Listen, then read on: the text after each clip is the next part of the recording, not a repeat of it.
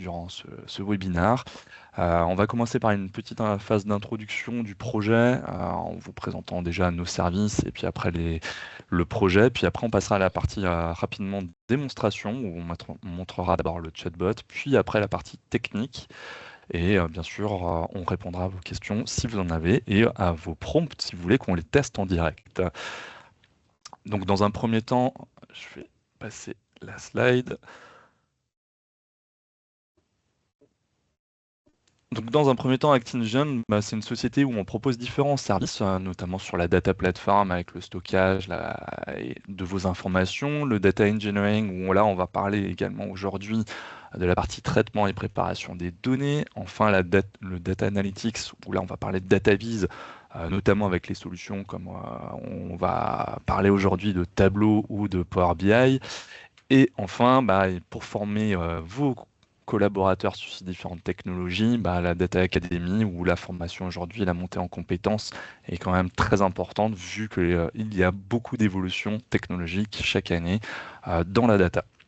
Enfin, un des cœurs aussi qu'on met en avant, c'est le Data Engage. Car vos projets, il faut engager vos utilisateurs et c'est en les engageant dans votre stratégie data par des événements, par par des événements communautaires ou par des formations notamment, que vous allez réussir et atteindre vos objectifs par rapport à vos stratégies. Enfin, on a toute une solution, de nombreuses solutions technologiques où on est partenaire, où on a nos expertises, voilà, elles sont ici. Aujourd'hui, on va parler bien sûr de deux qui sont Microsoft et Snowflake et on va revenir sur ces éléments. Si vous avez des questions en tout cas sur notre offre de service, n'hésitez pas à nous recontacter et pour en savoir plus par rapport à toute notre gamme de services voilà, sur ces différents thématiques. Alors, pourquoi ce projet? Alexandre, on en a beaucoup parlé dans la préparation de ce webinaire. Pourquoi ce projet? Principalement parce qu'aujourd'hui, on voit encore que les métiers peinent à accéder en fait à leurs données au bon moment. Tout simplement, il va y avoir avec ce projet la facilité d'interroger via le langage naturel une base de données, alors qu'aujourd'hui, vous pouvez vous retrouver dans des procédures où les utilisateurs métiers doivent faire une demande pour un dashboard, pour un KPI, pour une modification de ce dashboard, pour une update. Et tout ça prend du temps, et du temps, donc de l'argent, et peut-être que vous passez à côté d'une opportunité.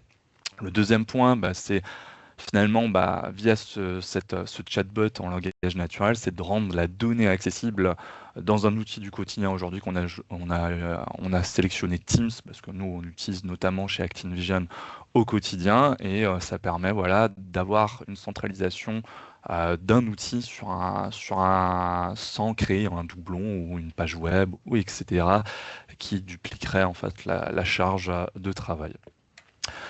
Enfin, et ça c'est le dernier point, et on reviendra également dessus sur ce webinaire, mais aujourd'hui on peut se retrouver dans des situations où on crée énormément de tableaux de bord, mais sont-ils vraiment utilisés? Ça c'est la question. Et grâce à ce projet qu'on va vous présenter aujourd'hui de chatbot IA connecté à vos données, ça va vous permettre de prioriser les besoins en termes de développement de dashboard, finalement à partir des demandes de vos utilisateurs métiers grâce en fait à l'analyse de ces requêtes que vos métiers feront par le chatbot. Est-ce que tu Ouais, voulais je vais rajouter? aussi, ouais, tout Vas-y. à fait, je vais compléter aussi ce que tu viens d'évoquer. Nous sommes de plus en plus sollicités par nos clients côté IT pour mettre à disposition des outils qui soient simples, en self-service, à des différents utilisateurs métiers, sans forcément avoir besoin de donner des licences et tel que tu l'as évoqué, à justement faire des spécifications, créer des tableaux de bord. Toute cette partie-là, au final, on essaie de la simplifier pour un usage self-service. Et donc cet outil peut répondre en tout cas à ce type de besoin. Tout à fait. Alors aussi, je précise pendant ce webinaire, moi je vais me mettre à la place du métier en tant que marketing où j'ai besoin des informations. Et Alexandre a une vision plus globale sur l'organisation, en tout cas sur les contraintes d'une organisation également. On peut continuer. Sur la stack, on va parler vite fait et on montrera bien sûr en détail après pendant la démonstration, mais la stack technique qui est mise en place, on est sur du Microsoft et du Snowflake pour cette démonstration. Ce qui veut dire qu'on va intégrer le chatbot à Teams, comme on l'a dit précédemment. On va utiliser la fonctionnalité Cortex de Snowflake pour le traitement des requêtes. Et ça, Alexandre vous présentera dans quelques instants comment ça fonctionne.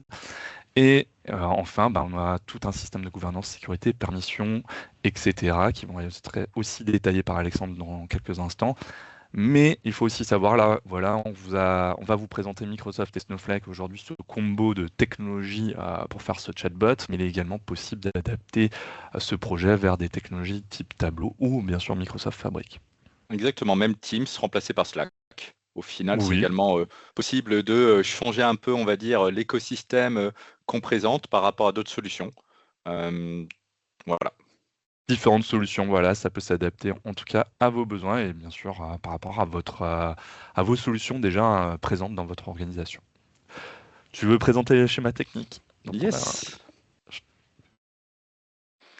Alors, le fonctionnement, tel qu'on l'a évoqué, l'utilisateur va avoir une application côté Teams. Cette application pourra être tout simplement une discussion ou intégrer à une équipe. Donc ça, c'est plus pour les personnes qui connaissent un peu le fonctionnement de Teams. La question qui va être posée va interagir avec un service qu'on a mis à disposition sur Azure, qui est un Azure Bot Service, qui lui, au final, va être un peu la logique, l'intelligence un peu du bot, qui fera appel à ce qu'on appelle une app service. L'app service, ça va être tout simplement le code des appels qui vont être effectués. C'est vraiment là où on va voir le cœur, on va dire, du système dans cette fameuse app service.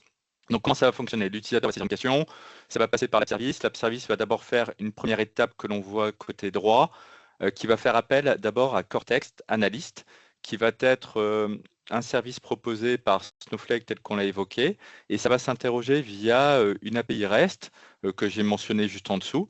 Et son objectif, ça va être quoi? Ça va être de se dire, OK, j'ai la question, et par rapport à la question, je vais essayer de la comprendre, et la comprendre par rapport à le modèle sémantique qui sera également créé, qu'on vous présentera un petit peu plus tard.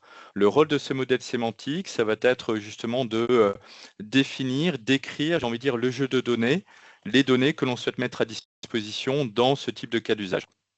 À partir de là, tout simplement, il y a le travail qui va être fait de la part de Cortex Analyst, qui sera utiliser des modèles qui sont mis à disposition. Donc, ce sera Mistral, Lama. Et ensuite, à partir de là, ça va nous générer une requête SQL et l'interprétation de la question. Ce qui est important de noter, c'est que ça ne va pas juste fournir une requête SQL, mais ça donnera également des informations complémentaires. Une fois que la requête est renvoyée, tout simplement côté app service, on va l'exécuter. C'est l'étape numéro 2. Et en l'exécutant, ensuite, après, on va renvoyer le résultat associé directement à Teams. voilà, mais ça va être plus parlant dans quelques secondes quand on va vous faire la démo en live. Et- Et puis après, on va montrer le technique en direct aussi. Exactement. Alors, un petit point aussi à rajouter, c'est on parle souvent aussi de gouvernance, de sécurité, tel que tu l'as évoqué, Oui, notamment Thomas. Il y a Cortex Analyst ne va pas s'entraîner sur vos données. Donc ça, c'est vraiment quelque chose qui est marqué dans le marbre. Il n'y a pas de risque de, on va dire, tel que l'on peut voir, de peur, on va dire, de ah, mes données, au final, elles vont servir à enrichir, elles seront disponibles, etc. Non, ça reste vos données, elles sont propriétaires, donc ce qui fait qu'il n'y a pas d'entraînement fait à partir de là. Et enfin, un autre point qui est important, c'est que Cortex Analyst va s'appuyer sur une sécurité qui sera donc définie au niveau utilisateur, au niveau groupe, pour dire telle personne peut accéder au final à telle donnée. Ce qui fait que ça permet comme ça de garantir vraiment que même si on met à disposition un chat, un bot tel qu'on présente ici, au final, l'utilisateur n'accédera qu'à ce dont il a le droit. oui, voilà, c'est quand même important toutes ces règles de sécurité au modèle. Donc n'hésitez pas si vous avez des questions aussi à les poser dans le chat aujourd'hui. On a encore peut-être peur par rapport aux données entreprises, comment peuvent être utilisées par ces outils. Donc là, on sera ravis en tout cas de vous accompagner ou de vous répondre en tout cas pendant ce webinaire sur ces questions. Merci Alexandre. Alors, on passe au cas d'usage présenté. Alors, si vous avez vu nos communications, on va parler aujourd'hui, on va utiliser le cas d'usage UTMB. Alors, c'est une course, c'est un ultra trail, une course de montagne qui a lieu toutes les années en fin août. Et aujourd'hui, bien sûr, c'est une organisation qui développe des courses à travers le monde. Pourquoi avoir utilisé ce jeu de données? C'est tout simplement parce qu'Alexandre et moi, vous pouvez voir à droite, on est des coureurs, on adore la course à pied, on a cette passion en commun en plus de la data. Finalement, on voulait utiliser cet élément qui nous parlait pour vous raconter une histoire voilà, pendant la démonstration, notamment voilà, par exemple avec quelques prompts, qui a remporté l'UTMB, quel est le temps moyen, etc. On pourra en tout cas visualiser différents types de prompts, trois catégories, hein. Il y aura les prompts d'exploration, il y aura les prompts de calcul et il y aura les prompts avec des suggestions. Mais on reviendra bien sûr avec les exemples dans quelques instants. L'idée, Et, c'est et, Vas-y, et t'as, pardon, vas-y. ouais, t'as choisi aussi ce jeu de données-là parce que toi, tu vas aussi bientôt en faire une de course. Oui, oui, oui, dans deux semaines, je fais l'UTMB Verbier en Suisse. J'ai hâte. J'espère qu'il fera moins chaud qu'en ce moment. Je sais pas chez vous, mais chez nous, il fait très chaud à Strasbourg. Mais voilà, oui, j'ai l'objectif l'année prochaine de faire l'UTMB Chamonix. Merci Alexandre pour cette mise en avant. Je vois juste une question de Jean-Luc. Je ne sais pas si tu la vois, Alexandre. Ouais, tout à fait. Comment se fait l'intégration entre Azure et Snowflake pour gérer les profils pardon, et autorisation d'accès aux données? Tu Ouais, veux y très bonne répondre tout de question. suite? Ouais, bah, je réponds tout de suite. Donc, on appelle une API REST. Dans cette API REST, on peut fournir soit un compte de service. Bon, là, ça ne va pas gérer forcément l'autorisation telle qu'on le voit là. On pourrait passer le contexte utilisateur, donc login, plus ensuite après les informations d'authentification. Mais par contre, là, ça signifie que chaque utilisateur doit avoir un compte associé à Snowflake pour directement détecter au final ce dont il a le droit d'accéder. Ou troisième possibilité, ce serait un compte de service par domaine métier sur lequel ils peuvent avoir accès à un ensemble de données. Ça peut être également donc fonctionner par groupe. Ça peut être également ce type d'authentification qu'on peut mettre en place. Donc c'est juste une API qu'on appelle. Et dans l'API, on fournit des informations de crédentiels. Et ça, c'est géré par l'App Service, qu'on a mentionné Jean-Luc, plutôt dans le schéma. oh, pardon. J'espère que Jean-Luc, en tout cas, ça a permis de répondre à votre question. N'hésitez pas à nous le dire dans le chat, en tout cas, si c'était le cas. Sinon, on se fera un plaisir un peu plus tard d'en reparler. Je reviens sur la présentation. Donc, on va faire Alors, ce qui va être intéressant, on en a parlé en amont, hein, c'est aussi de l'analyse des requêtes les plus fréquentes, les plus utilisées par vos utilisateurs. C'est ça qui va vous permettre aussi peut-être d'avoir des analyses sur les KPI les plus intéressants et pour prévoir la conception de dashboards qui sont pertinents. Je continue. Alors, on va vous faire un petit... Pardon, tu voulais parler, Alexandre? Ouais, il y a une question Ah, également qui a été posée sur le taux d'erreur sur les requêtes lancées et de combien environ. Donc ça, on a du monitoring qui va être montré juste après, qui va permettre justement de dire comment on améliore l'outil, comment on améliore les suggestions, comment on améliore, on va dire, les réponses. Donc tout ça, ça va être montré dans la démonstration. voilà, là, on va faire un petit... C'est la dernière slide, je vous promets. Après, on passe à la démo et on va parler sans langue de bois. Voilà, le petit jeu de mots. Euh, on va vous présenter voilà, une IA simple à utiliser pour vos métiers directement intégrés sur Teams. On va vous parler donc de comment, finalement, ça peut être un levier pour avoir des opportunités en interne pour améliorer soit vos dashboards qui sont industriels, soit aussi finalement vos projets data de façon générale. Finalement, on va vous présenter aussi sur cette stack technique, finalement, que c'est une technologie qui est assez facilement gouvernable. Alexandre en a parlé, en tout cas par rapport au droit, mais aussi voilà, par rapport au fait qu'elle s'adapte assez facilement à vos demandes. Ce qu'on préfère aussi vous avertir tout de suite, c'est que c'est pas magique. Donc, c'est pas juste vous pluguer l'IA à vos données et après ça marche tout de suite. Non, ça nécessite quand même une configuration technique et on va vous montrer en détail par la suite sur Snowflake comment ça marche exactement. Mais on parle de modèles de données, gestion des accès, la formulation aussi des requêtes et l'optimisation, que ce soit les synonymes, etc. C'est des choses importantes. L'IA n'est pas infaillible, c'est-à-dire que si votre utilisateur fait une requête qui n'a rien à voir avec le jeu de données, forcément il n'aura pas de réponse. Donc voilà, il y a des choses qui doivent être ajustées aussi pour que ça réagisse bien aux termes que les utilisateurs peuvent demander. Et enfin, le succès du projet, on vous montrera en fait tout ce qu'on a fait aussi pour que ça soit une démo vraiment convaincante. C'est que finalement, ça repose le succès sur l'accompagnement de vos utilisateurs et surtout sur la qualité de vos données. Alors, ça, clairement, c'est le point essentiel. Mm. Ouais, tout à fait. C'est vrai qu'en testant avec Thomas justement sur ce jeu de données, on a dû adapter plusieurs fois, on a dû itérer ensemble pour que voilà, à un moment donné, ce soit bien conforme par rapport à ce qu'on souhaite. Ce qui veut dire quoi? Ce qui veut dire qu'il y aura à un moment donné quelqu'un qui connaît bien le jeu de données, quelqu'un qui connaît, j'ai envie de dire, bien la partie comment configurer pour arriver à un résultat. Sachant que, tel que l'évoque Thomas, la partie qualité de la donnée, ça va être vraiment quelque chose d'important pour que le modèle réponde bien. Parce que derrière, ça va générer une requête, mais pareil que dans tous les outils, si on génère une requête et que la donnée, tout simplement, n'est pas de qualité, forcément, les résultats ne seront pas pertinents. Tout à fait. Eh ben, écoute, Alexandre, je pense qu'on peut passer à la démo, hein, c'est quand même le plus intéressant. Ouais, N'hésitez pas en tout cas à réagir. On va passer à la démonstration. Donc en fait, je vais juste ouvrir mon onglet Teams. Comment ça se passe? Bon, alors là, vous voyez mes différentes conversations. On va dire que l'IT m'a mis à disposition en ta présence, Alexandre, l'application. Ce que je vais faire, c'est que je vais aller la chercher. L'application s'appelle Actin Cortex Dev, on l'a appelée de cette manière. Une fois qu'on arrive sur l'application, voilà, ça c'est finalement ma première visite sur l'application et je vais avoir possibilité donc d'avoir une description de l'application ici qui est très courte, mais bien sûr qui est personnalisable et adaptable.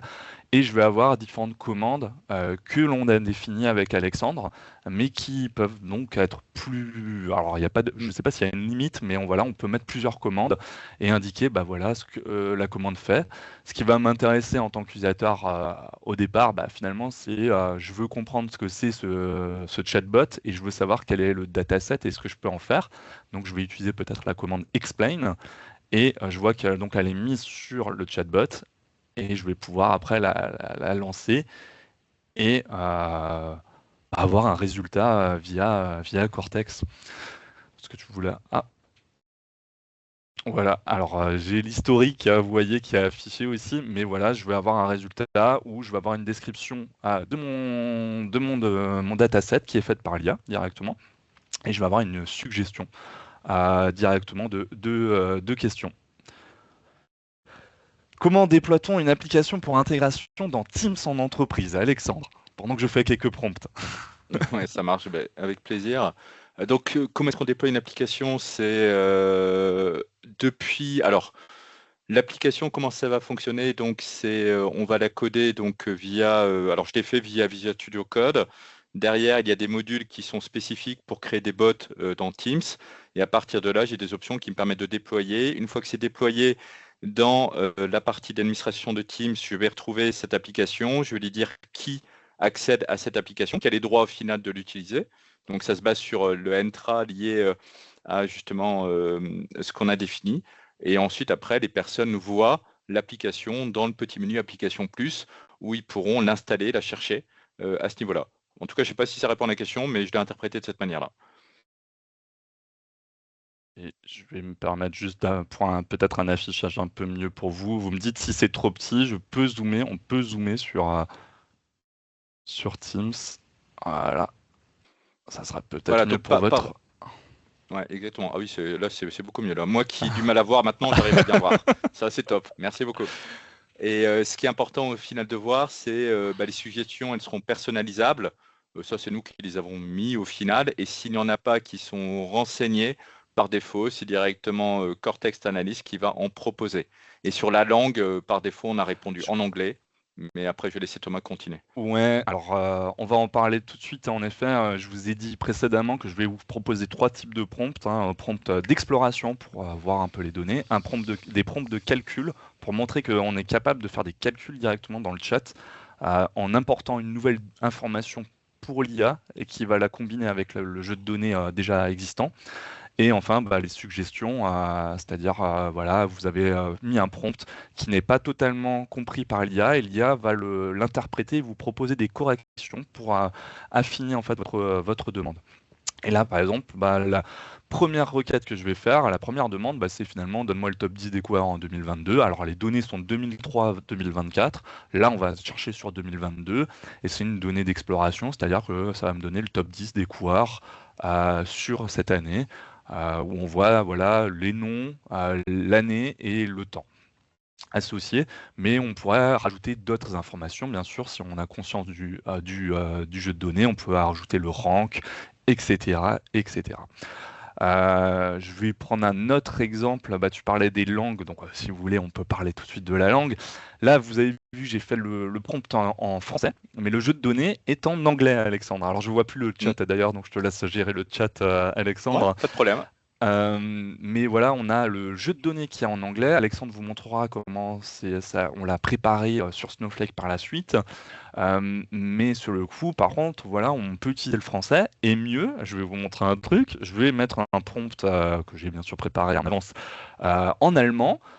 Alors, ça va être autour des pays, sur le coup, qui ont participé. Donc là, on va avoir un top des pays sur l'ensemble des données, donc de 2003 à 2024. Et là, je vois, alors c'est en direct, hein, vraiment, là, la réponse, vous voyez aussi le temps de réponse potentielle, c'est assez rapide.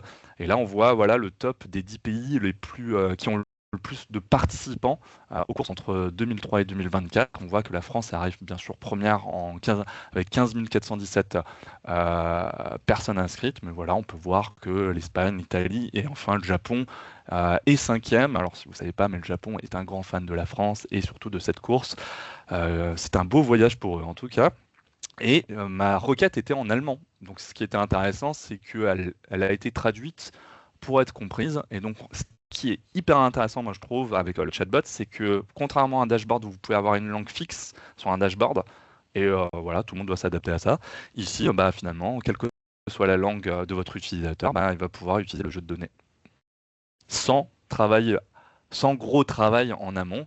C'est-à-dire que nous, de notre côté, avec Alexandre, au niveau du modèle sémantique, on a quand même dû mettre des synonymes en français et en anglais pour que ça soit compris, bien sûr, lors des demandes en LLM.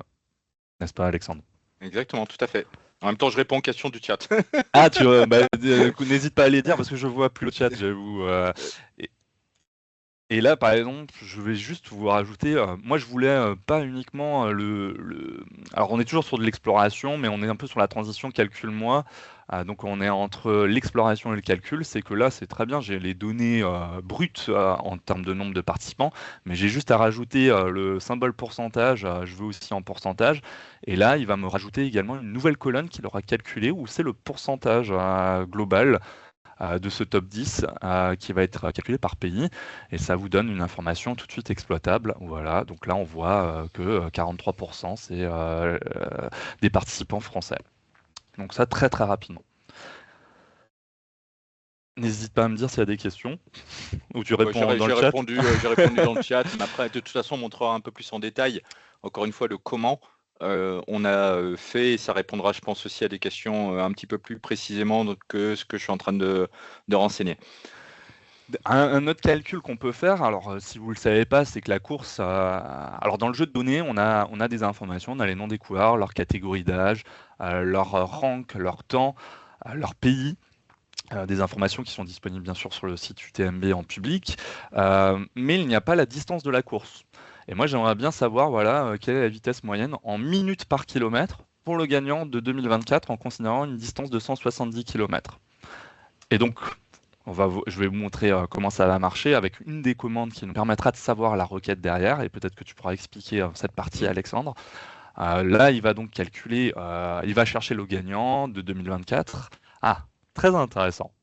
Ah oui, je l'avais préparé. Ah donc là, vous voyez, il a pas compris directement. Donc là, on a une réponse où il n'a pas compris forcément et il nous propose des suggestions. Donc, quelle est la vitesse moyenne en minutes par kilomètre pour le gagnant de l'édition 2024 en considérant une distance de 170 km? Je vais cliquer là-dessus. Voilà, s'il ne comprend pas la question, il va vous suggérer des réponses pour affiner votre demande et potentiellement pouvoir y répondre. Bien sûr, si la demande est beaucoup trop complexe ou trop hors sujet par rapport au jeu de données que vous avez, il ne pourra pas inventer bien sûr des données qui n'existent pas. On Tout va à voir fait. la réponse.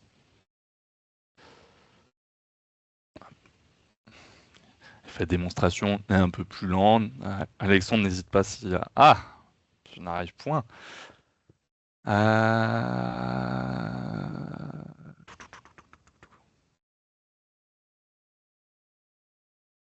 Il ne comprends pas. Alors voilà, on peut voir to answer your question because it's unclear what you mean by vitesse moyenne en minutes par kilomètre. Euh, et je- Alors désolé, c'est l'effet de démonstration. Je Bon, vais ça arrive, hein. prendre, je vais pas forcément perdre du temps pendant cette démonstration parce qu'on a d'autres éléments à vous parler. Donc je vais plutôt parler du DNF. Le DNF, c'est le taux d'abandon sur le fou le taux d'abandon sur de coureurs pour la course. Il faut savoir que c'est une course assez endurante et assez dure en tout cas pour le corps. Et donc voilà, là je vais calculer le taux de DNF pour 2024. Donc en 2024, nous avons 36% d'abandon sur le nombre de résultats. Mais par exemple, si je veux savoir vraiment, parce qu'on parle souvent, quelle est la qualité, comment je peux avoir confiance finalement en cette réponse, bah, pourquoi pas lui demander finalement combien de participants et de DNF en 2024, ce qui me donnera une valeur chiffrée brute et que je vérifie de mon côté. Donc là, je vais lui demander le nombre de participants et le nombre de DNF. Et là, si on calcule 2761 participants avec 1001 de DNF, on arrive bien à 36%. Je vous laisse faire le calcul de votre côté. Mais je peux aussi vous le faire pour vérifier. Mais bien sûr, lorsque vous allez mettre en place ce type de fonctionnalité chez vous, on conseille aussi de le faire par étapes, c'est-à-dire avec un petit groupe de participants qui connaît très bien le jeu de données et qui peut s'assurer finalement que les requêtes et les résultats peuvent correspondre un peu à ce qui est demandé. Alexandre, on est d'accord là-dessus sur le fonctionnement, en tout cas la procédure de mise en place de cette fonctionnalité, n'est-ce pas? Exactement, tout à fait. Donc là, c'est vrai, ce qui est intéressant, c'est qu'au final, il y a des informations qui ne sont pas forcément présentes et au final, on va dire, Cortex Analyst est assez intelligent pour bien interpréter euh, par rapport à justement ce que tu as essayé de faire.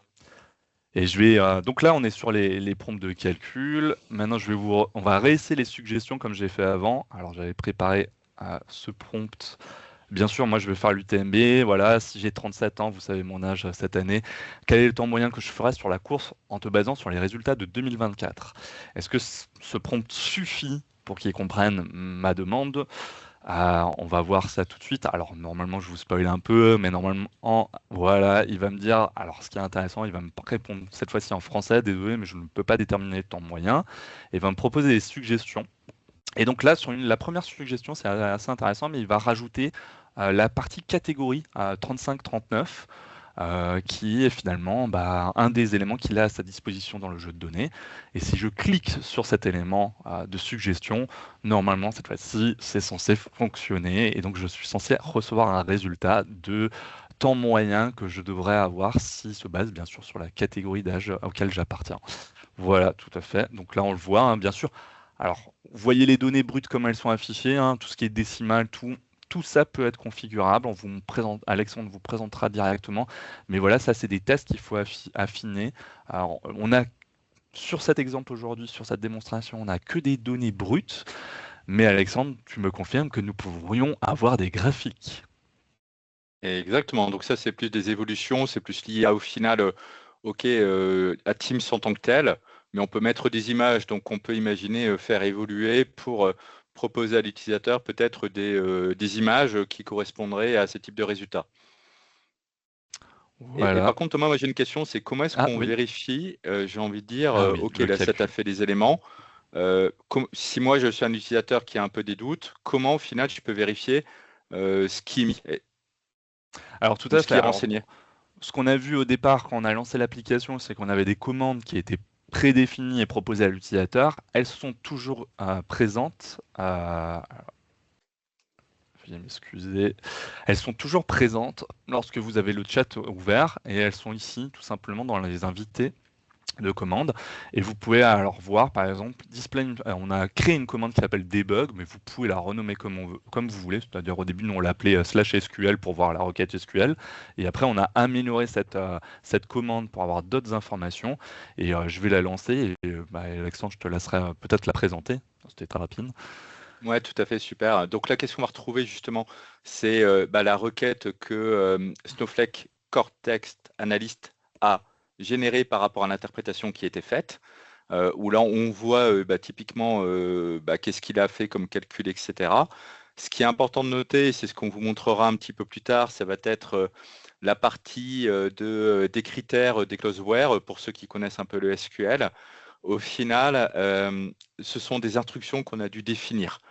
Pourquoi? Parce que derrière, à un moment donné, on va saisir peut-être des informations textuelles et par défaut, bah, si on tape, je ne sais pas moi, une catégorie, bon là c'est des catégories d'âge, mais si on tape par exemple un nom en majuscule et le prénom en minuscule, bah, derrière il faut que ça puisse rechercher, peu importe la casse associée. Donc tout ça au final, ce sont des instructions qu'on a définies, qu'on montrera un petit peu plus tard. Sur la partie de la catégorie, ça c'est intéressant parce que derrière, ça va nous dire comment Cortex Analyst a réussi, j'ai envie de dire, à définir la réponse à la question. Parce qu'à un moment donné, on parlait justement de taux d'erreur, etc. Bah, au final, c'est cette catégorie qui va nous dire, est-ce qu'il a réussi vraiment à interpréter correctement la question? Oui, non. Est-ce que c'est clear SQL? Donc là, c'est vraiment l'instruction est passée et au final, la requête, je suis confiant dans la génération de celle-ci. Mm. Derrière, il y aura d'autres types de catégories. Une catégorie de type projet, parce que derrière, l'utilisateur a saisi tout et n'importe quoi qui n'a rien à voir. On a d'autres types de catégories comme ça qui sont disponibles en fonction de ce que l'utilisateur va saisir. Ensuite, après, on a le numéro de la requête. Ça, c'est plus pour un mode, si jamais on souhaite rechercher dans l'interface cette requête en particulier pour nous faire gagner un peu de temps. Et derrière, il y a les modèles qui ont été utilisés par Cortex. Donc là, voilà, les modèles. Et derrière, il va choisir le meilleur en fonction de critères internes. Et les warnings, ce seront plus se dire, OK, bah, mon modèle sémantique, bah, typiquement, j'ai un warning pour dire, OK, bah, là, l'utilisateur a posé telle de questions, mais au final, mon modèle sémantique bah, ne répond peut-être pas forcément bien à la question associée, parce qu'il manque peut-être une description un peu plus claire, peut-être qu'il manque certains éléments, donc il va répondre quand même à la question, je vous rassure, mais derrière, il y aura un warning qui sera mis à disposition parce que ce sera une interprétation qui sera faite. Merci Alexandre pour l'information. Enfin, une dernière commande que nous on a mis en place et qu'on va pouvoir suivre après du côté d'Alexandre sur Snowflake, en tout cas pour notamment le suivi des requêtes les plus demandées, etc. C'est notamment une partie feedback où on a une commande de feedback qui permet voilà, à l'utilisateur de mettre son commentaire si si c'était bien, requête top, et de mettre un pouce, et toutes ces informations après seront stockées du côté Snowflake. Exactement. Donc ça, c'est intéressant, c'est pour se dire, à un moment donné, on parlait de la partie suivi accompagnement utilisateur, et ce type d'élément de commande va nous permettre, encore une fois, de se dire, est-ce qu'on est dans le vrai, pas dans le vrai, par rapport peut-être à des besoins qui sont effectués. Donc on pourra les exploiter. Allez, une dernière requête, on va voir s'il y a des gens qui ont le même nom que toi, Alexandre. Je pense pas, mais par contre, après, on pourra faire un petit ton nom de famille au final, un Bourbanger. Oui, bah moi, il y en a, oui. Moi, je pense que... Ah! Oh! Ah non, c'est pas le même... Ah, on voit, c'est pas le même nom de famille, tu vois, il a cherché quelque chose de Ouais, proche. exactement. Ça, c'est nous qui l'avons défini de cette manière-là en disant on recherche, puisqu'on a un seul, dans le jeu de données, une seule colonne qui contient le nom et prénom. Et au final, ce qu'on a dit dans une instruction, c'est OK, bah, tu me fais un like tu me fais, dans ce champ-là par rapport à ce qui est saisi de la part de l'utilisateur dès qu'on renseigne l'information du nom. Mais voilà, Tout ça, ça peut être affiné. c'est Et ça. le travail d'itération est important encore une fois parce que derrière, c'est ce travail-là qui doit être fait main dans la main avec quelqu'un qui maîtrise les données en tant que tel pour justement, voilà, c'est itérer et avoir les meilleurs résultats possibles par rapport à ce que les utilisateurs métiers peuvent demander. Voilà, vous voyez toute ma famille et les objectifs que j'ai à atteindre pour l'année prochaine. Oui, oui, tout à fait. Ben, je suis d'accord avec toi, vu qu'on a travaillé vraiment conjointement. Moi qui connaissais très bien le jeu de données, Alexandre qui m'écoutait et qui prenait en compte toutes mes remarques pour l'amélioration des requêtes, pour que ça soit en fait le plus fluide après pour l'utilisateur, quelle que soit la question finalement. Et c'est pour ça que vous, dans votre procédure de mise en place d'un outil de ce type, on vous conseille vraiment petits groupes qui connaissent bien les données, qui peuvent avoir peut-être aussi une notion de SQL pour vérifier, par exemple, est-ce que les requêtes en LLM sont bien traduites en SQL, et sinon faire les remontées pour que ça soit optimisé, et on vous montrera peut-être maintenant, non? Hmm. Ou Ouais, bah, moi montre je maintenant pense parce que que là, il y a beaucoup de questions et je pense que là, tout ah, ce il y a qu'on beaucoup de va dire questions, après hein. Je vois permettra pas. justement de répondre à l'ensemble des questions qui ont été posées dans le chat. Ah oui, je vois les questions. Alors Exactement. Donc j'essaie écoutez, de répondre, mais bon, en même temps suivre et en même temps répondre, c'est pas forcément évident. Là, je vais reprendre la main et je vais partager mon écran. On est bon? Moi, c'est bon, Oui. en tout cas de mon côté. Bien sûr, on pourra revenir sur le chatbot si vous voulez voir encore d'autres choses, mais voilà, je pense que vous avez compris un peu le principe. Ce qui va être intéressant maintenant, c'est la partie technique avec Alexandre. On va vous présenter sur Snowflake et donc le module Core Text Analyst. Et bien sûr, si au bout de cette heure de webinaire, vous avez encore des questions et vous voulez affiner un peu votre projet potentiel sur cette fonctionnalité, n'hésitez pas à nous recontacter pour qu'on fasse un one-to-one et qu'on évalue potentiellement les faisabilités et contraintes chez vous aussi de ce projet. Très important, les contraintes, hein. Exactement. Ok, super. Bah, je vais partager mon écran. Vas-y. Yes. Est-ce que là, on voit l'écran ou pas? Pas encore. On le voit pas? On voit ton écran, c'est bon. Ok, top. Super alors. Ok, très bien. Donc là, je suis connecté directement à Snowflake. Donc pour les personnes qui ne connaissent pas Snowflake, c'est une data platform qui va permettre justement de gérer différents cas d'usage, à la fois en effet le stockage des données, c'est un peu comme ça que Snowflake a commencé, mais également d'autres types de cas d'usage, de l'engineering, data warehousing, du marketplace, si jamais vous souhaitez partager les données. Donc là, Thomas, il a fait un beau travail sur la partie données collectées de l'UTMB. Donc si j'ai envie de les partager avec d'autres personnes, ben, on peut faire ce qu'on appelle du data sharing au niveau de celle-ci. Et également des cas d'usage sur la partie qui nous intéresse, qui seront plus sur la partie IA. Ok, donc là, c'est juste pour vous présenter, puisqu'il y avait des questions sur le jeu de données qui était utilisé. Donc, dans celui-ci, on a fait quelque chose de simple. Donc, c'est Thomas qui a gentiment fait le travail de récupérer toutes les données liées à l'UTMB, sur lequel on a au final une seule table qui est mise à disposition. Mais bien évidemment, et je vous rassure, Cortex Analyst gère les relations entre différentes tables. Là, c'est un cas d'usage qui est un petit peu plus simple parce que derrière, voilà, c'était des données qui étaient un petit peu ludiques, qui nous parlaient à Thomas tel qu'on l'a évoqué. Mais dans un monde réel, bien évidemment, on aurait des modèles qui seraient un petit peu plus complexes qu'une table, ça c'est certain. Sur la partie des données en tant que telles, on a un certain nombre de colonnes qui sont mises à disposition. Donc on avait la catégorie. Alors je ne sais pas si tu veux les décrire rapidement, les différentes informations ou pas, Thomas, ou c'est bon? Voilà, j'ai vite évoqué les différentes catégories, mais en effet, voilà, c'est des informations de course assez basiques, le nom, le prénom, la catégorie, la nationalité, etc. Donc ça, c'est des choses, voilà, assez basiques. Je pense qu'il n'y a pas Hmm, forcément besoin de plus ok, ça d'écrire. marche. Ce qui est Là, intéressant, c'est le generate, ouais, là. ouais, exactement, tout à fait, parce que là, en effet, on a créé, on va dire, une table avec une partie d'une colonne, et généralement, c'est vrai, ce qu'on aime bien, c'est générer peut-être, on va dire, une documentation associée, une description. Donc là, c'est intégré directement à Snowflake, qui va directement nous générer une description. Bien évidemment, c'est quelque chose qui est mis à disposition, qu'on accepte ou qu'on n'accepte pas, qu'on peut adapter ou pas, mais tout ça, c'est un petit gain de temps qui est plutôt appréciable, en tout cas quand on travaille dans ce type d'outil. Tout ça pour vous dire que par rapport aux données, pour résumer, on a 35 300 lignes et c'est une seule table, mais encore une fois, on peut bien évidemment complexifier les choses. OK. Sur la partie maintenant, Je vais oui, préciser sur le jeu de vas-y. données initial que j'ai donné à Alexandre, j'ai fait exprès aussi, parce qu'on voulait tester aussi, savoir comment ça fonctionnait et la réaction, mais j'ai fait exprès aussi de ne pas avoir forcément tout en anglais au départ, mais aussi d'avoir des données en français. Hmm, tout à fait. Et ça, c'était justement, on reparlera un peu de cette partie qualité sur laquelle on a fait quelques petits traitements, en effet.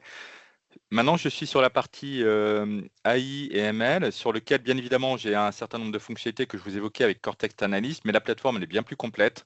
On peut faire du forecasting, de la classification, on peut faire derrière, on va dire, de l'analyse, de l'extraction de documents PDF, d'images, etc., etc. Donc tout ça, au final, on peut jouer avec. On peut bien évidemment l'intégrer après avec Teams. Il faut voir le comment, quels sont les cas d'usage, etc. Mais tout ça pour dire qu'on peut aller un petit peu plus loin dans ce qu'on présente là actuellement. Je vais me connecter sur la partie Cortex Analyst et là, je vais retrouver mon modèle sémantique. Alors, le modèle sémantique, qu'est-ce que c'est? Ça va être tout simplement une description du modèle de données que l'on va prendre. On va ici définir ce qu'on appelle donc des instructions. Les instructions, ça va être de dire comment au final notre jeu de données doit répondre. Typiquement, on a dû calculer avec Thomas, on avait l'information que du temps qui était sous format En champ heure, texte. Ouais. exactement, heure, minute, seconde. Donc cette information-là, dès qu'on souhaite faire justement des classements, des calculs bah forcément sur du texte, soyons honnêtes, ça ne marche pas forcément très très bien. Donc là, ce qu'on a fait, c'est qu'on a rajouté justement une colonne qui est donc le temps par seconde. Et ce que je lui dis là, c'est utilise-le-moi dès qu'on va faire un calcul utilisant du temps. Dès que la personne va demander une information sur le temps, bah derrière, je souhaite qu'on prenne le time par seconde pour l'afficher. C'est comme ça que Thomas a justement réussi à faire ces différents types de calculs. Ensuite, après, une nouvelle instruction qu'on avait voulu donner, c'est affiche-moi le temps, la colonne temps plutôt que le temps par seconde dès que c'est demandé. Pourquoi? Parce que derrière, bah, nous, ce qui nous intéresse, c'est pas forcément d'avoir un nombre de secondes, c'est moins parlant. On souhaite plutôt avoir vraiment de nouveau ce champ textuel qui soit affiché. Ensuite, après, sur des On dit calculs, rarement qu'on a fini une course en 17 000 secondes, hein. ouais, c'est un peu mentalement, c'est un peu dur à calculer. Euh, Ensuite, après, ce qu'on a dit, c'est voilà, donc après, je vais m'arrêter là sur les instructions parce que derrière, voilà, vous comprenez à peu près le principe, mais c'est de te dire qu'on affiche pour les calculs uniquement 2 décimales, on ne veut pas plus, parce que des fois, on faisait des calculs de division tels que l'a montré Thomas. Bah, derrière, ce qui m'intéressait, c'était d'avoir ce type d'élément-là. Ensuite, après, derrière, on va référencer ici bah, tout simplement la table ou les tables que l'on va prendre. Donc là, Logic Table, il n'y en a qu'une seule, telle que je vous l'ai mentionné, avec derrière les informations associées et qui ont été automatiquement bah, décrites, prises, j'ai envie de dire, par Cortex. C'est-à-dire que derrière, toutes ces informations-là, bah, je ne les avais pas. Et derrière, j'ai la capacité, si je le veux, pareil que ce que je vous ai montré précédemment, de générer automatiquement une description. Bien évidemment, ce n'est pas parfait, ça a itéré, c'est derrière à revoir par rapport à vous, mais derrière, ça fait déjà, encore une fois, c'est un bon Bah, accélérateur et je le vois comme ça ouais, sur ça. c'est quand même une fonctionnalité assez appréciable pour gagner du temps et éviter de partir d'une page blanche, quoi. Exactement. Exactement. Et ensuite, après, derrière, il va y avoir la partie justement des synonymes. Pareil, ça va générer automatiquement. Donc là, c'est encore une fois un gain de temps. Mais voilà, donc tout ça pour dire que on définit ces éléments-là. On va aussi définir bah, tout simplement différentes dimensions que l'on va utiliser. Et là, c'est le même principe. On a les différentes informations qu'on sélectionne ou pas. Et derrière, on a les différents pareils. Pardon. Oups. Attendez, hop, je reviens ici. J'en prends un au hasard. Hop, je descends un petit peu. Voilà. On va trouver ici bah, l'information qu'on va afficher, l'information d'où est-ce qu'elle provient. On aura également les synonymes, etc., etc., plus des exemples de valeurs. Alors, les exemples de valeurs, ça c'est intéressant puisque derrière, en effet, on avait des questions qui étaient posées et à un moment donné, bah, c'est peut-être bien de savoir qu'est-ce qui contient cette donnée-là pour justement que le modèle puisse répondre, encore une fois, de façon la plus optimale. Tout ça sans interface web, bien évidemment, bah, derrière, on va... Ah oui, si, dernière chose. La partie des relations, on disait justement on peut avoir des modèles plus complexes, bah, c'est là où justement on ferait une relation entre une table avec une autre en spécifiant le type de jointure, en spécifiant les colonnes qui me permettent de faire la jointure, etc., etc. Donc, ça va être dans cette section-là que je vais commencer à renseigner ces types d'informations. Le temps file, donc je vais essayer, j'ai beaucoup de choses encore à vous montrer, je vais essayer d'être un petit peu plus rapide. Et enfin, l'élément qui va être important, ça va être les requêtes qui sont vérifiées. Là, on en a créé une avec Thomas qui est un petit peu bidon, entre guillemets. C'est quels sont les 5, le top 5, en plus j'ai mal écrit. Quels sont les 5 des nationalités? Oh, j'ai vraiment Oui, mal écrit. c'était. Oui, c'est Quels pas sont grave. les, quels sont les top 5 des nationalités présentes? Au final, c'était un peu ça, au final, l'intention liée à cette question. Là, on saisit la question, la requête SQL que nous, on a vérifiée. Ça, c'est important. Pour dire, au final, elle est bonne. Donc là, ça peut être intéressant pour des requêtes qui sont un petit peu plus complexes. Quand je parle une requête un petit peu plus complexe, ça peut être avec des jointures, ça peut être derrière des éléments.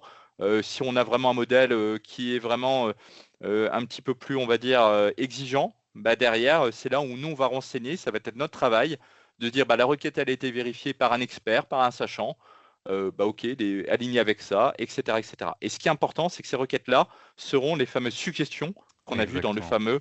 fameux Explain. chat. Exactement. Quand vous lancez en fait la commande explain, bah, nous on l'a appelé explain, vous allez avoir le descriptif qui provient de, de la page précédente et les requêtes vérifiées que vous avez indiquées. Tout à fait. Et derrière, sur cette section-là, pour terminer là-dessus, je peux l'avoir également dans un fichier YAML qui est donc chargé côté Snowflake, sur lequel je vais retrouver les informations. Et la taille des 1 méga que je vous ai signifié, c'était la taille de ce modèle-là, c'est-à-dire de cette spécialisation, de cette spécification associée. où là, je vais retrouver l'ensemble des différents éléments. Et là, je vois qui en plus a vérifié la requête, etc., etc. Si je souhaite tester, j'ai ici un petit chat qui me permet de le faire pour justement, avant de déployer, avant de publier, derrière, c'est intéressant en effet de se dire, OK, c'est bon ou pas bon.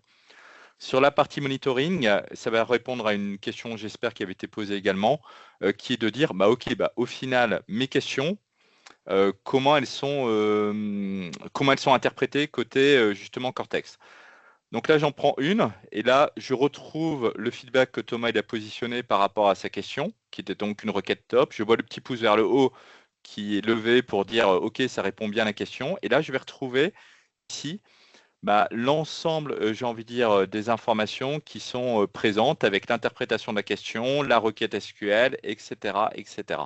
Donc, ça va être vraiment une interface qui va me permettre de le voir. Ici, je vois une requête sur laquelle on a saisi des choses et sur laquelle on avait des suggestions associées à ce niveau-là. OK.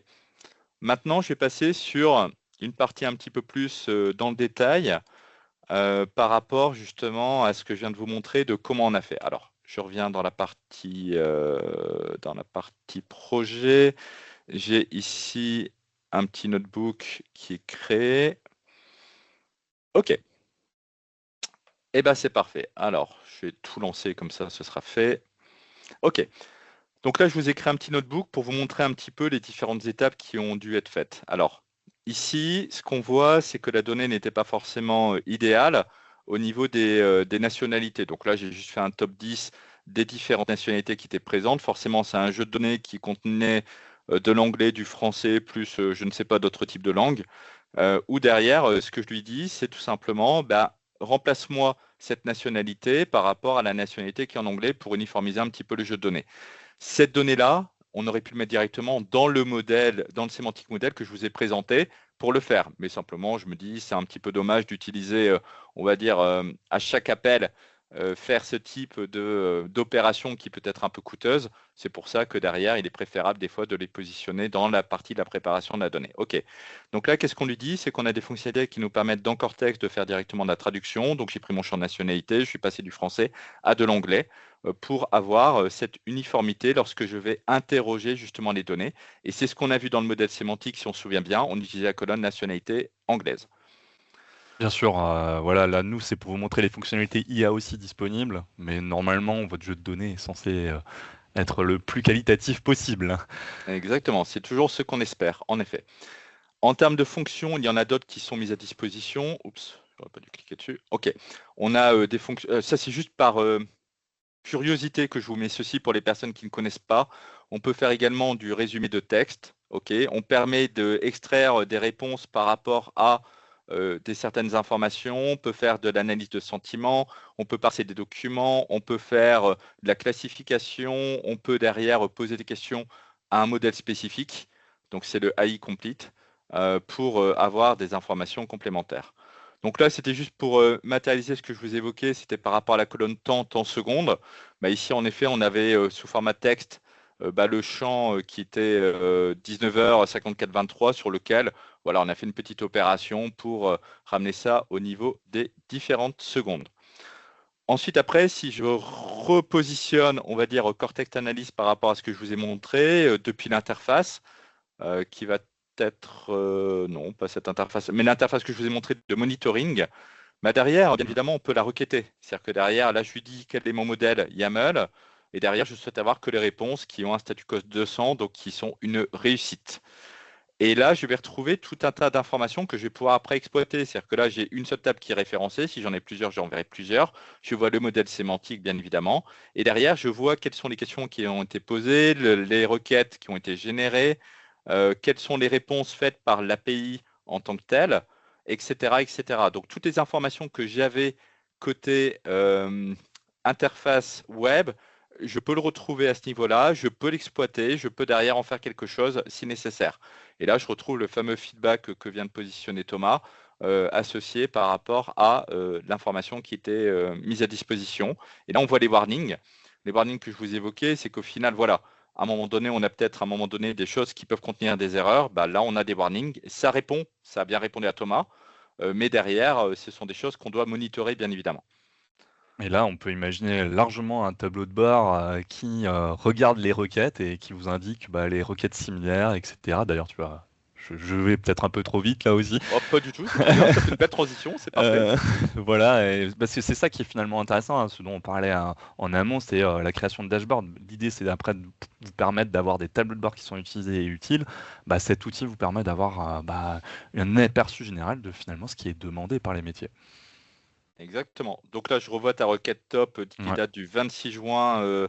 Donc il était 11 heures puisqu'on a un décalage plus 2, bien évidemment, avec derrière le feedback. Et là, ce que je me suis dit, ok, derrière, je souhaite un peu commencer à analyser les données. Donc là, j'ai tout simplement extrait uniquement les feedbacks par rapport aux requêtes. Et derrière, je me suis amusé comme ça à faire quelques petits graphiques. Et là, on voit par rapport à ce jeu de données ce qu'on a fait. Typiquement, alors on ne s'en est pas servi beaucoup de cette fonctionnalité de feedback, mais en gros, ça nous permet de dire, voilà, OK, il y en a qui sont contents, d'autres qui sont pas contents par rapport aux requêtes. Et là, ça nous permet comme ça d'avoir des petits tableaux de bord. Après, on peut utiliser bien évidemment l'outil que vous souhaitez, que vous préférez, de DataVis associé pour également faire ce type également de monitoring si vous le souhaitez.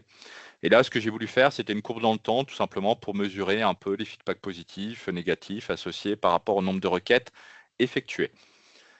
Enfin, qu'est-ce que je voulais montrer là-dessus? Ah oui, ça, c'était sur la partie des catégories au niveau des questions. Donc là, typiquement, là, ce que je peux voir, c'est par rapport à ce monitoring et les réponses qui ont été faites, je vois que j'en ai 314 qui ont été correctement extraites, analysées par rapport à Cortex.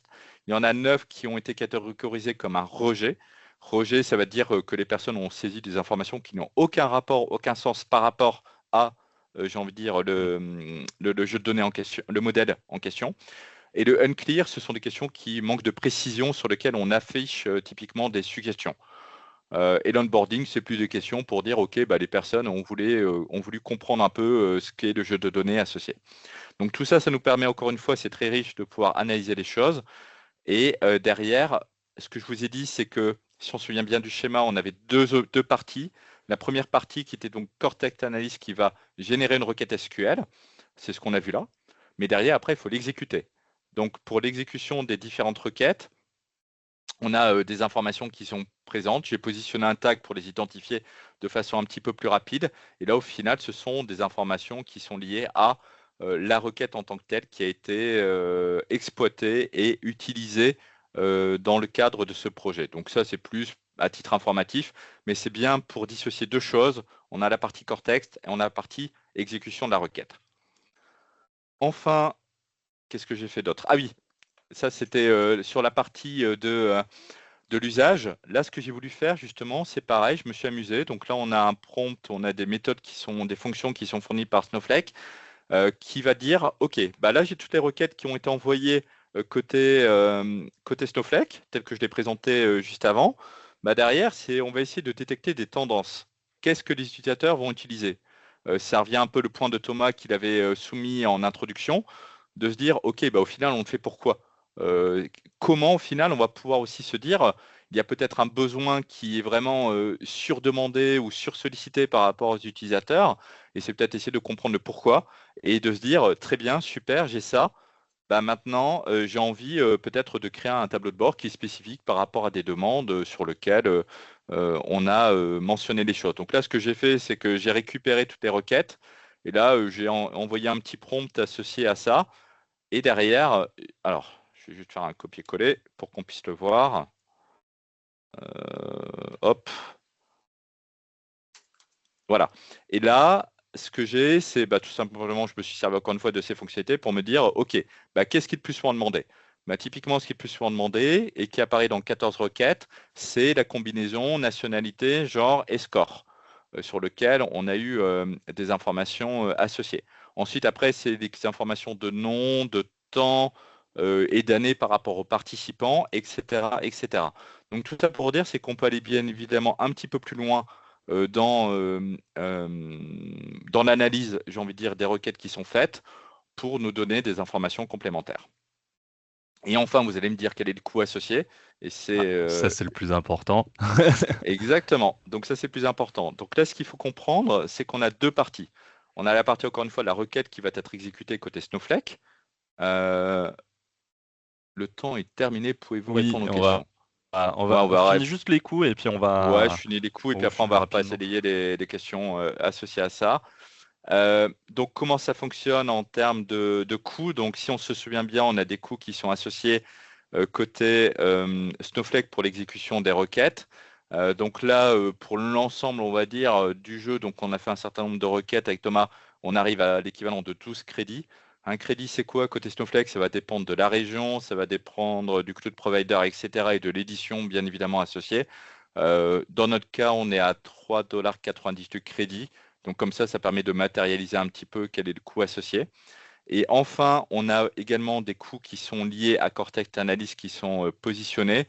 Donc là, on a fait typiquement 451 requêtes sur lesquelles ça a consommé 30 crédits. Donc voilà, si on fait un calcul rapide, dans notre cas d'usage par rapport à ce qu'on a fait, les différents tests, etc., ça revient à 26 cents dollars la requête. Et enfin, juste pour terminer sur la partie des différentes fonctions que je vous montrais, donc en effet, on avait différentes fonctions. Bien évidemment, chaque fonction a un coût, mais tout ça pour dire qu'on est capable également de le monitorer. Et voilà, je vais m'arrêter là de mon côté. Merci Alex, on va peut-être passer aux questions, hein. Il y a des Ouais, questions intéressantes.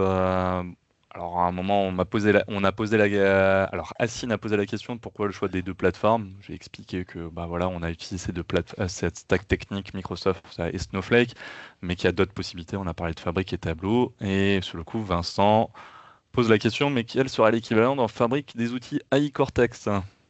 ouais, tout à fait. Alors, il y a justement des fonctionnalités qui sont à peu près équivalentes. Alors, c'est avec la fabrique. Et alors, ça s'appelle plus compétence IA maintenant, ça s'appelle Agent de mémoire, si je ne me trompe pas. Agent IA sur lequel on a ce même type de fonction en langage naturel sur lequel on peut directement interroger les données.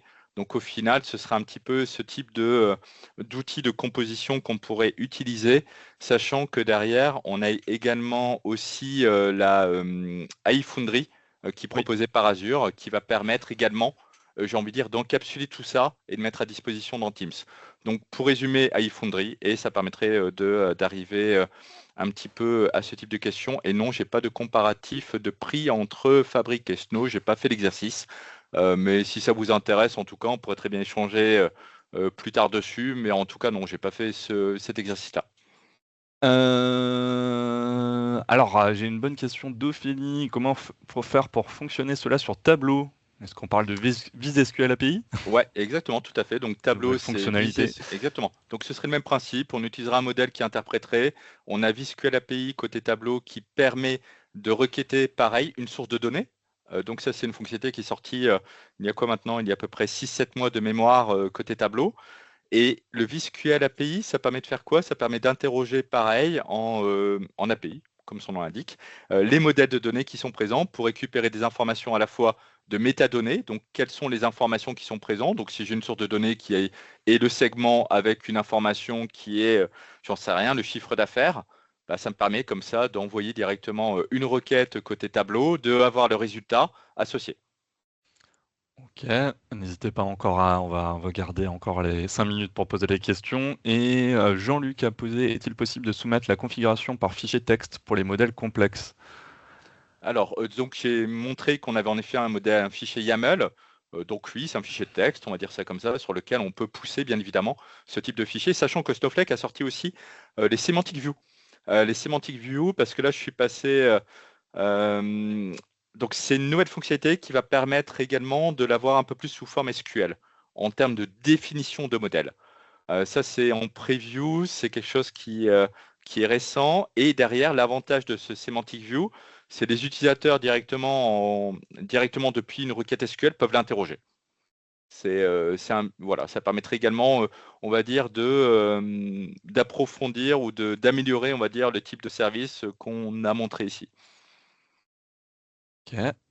Est-ce que il y a d'autres questions, d'autres remarques? Je remonte, je te laisse aussi peut-être voir. Ouais, bien sûr.